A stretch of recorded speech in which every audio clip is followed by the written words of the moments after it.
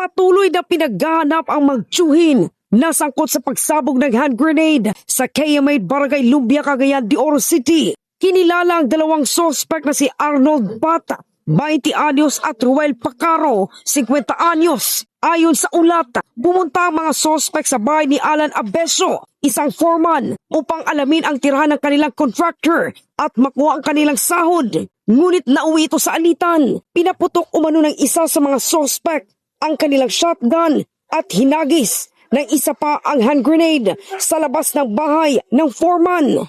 Isang bata ang nasugatan. Sa pahayag ni Colonel Dexter Pahe, Cagayan de Oro City Police Office Director, personal na alitan ang motibo sa insidente. Ako si K5K Buscaino para sa Kampiyon na Balita, Serbisyo Publiko at Kasiyahan, K5 News FM. K5 News FM. News FM.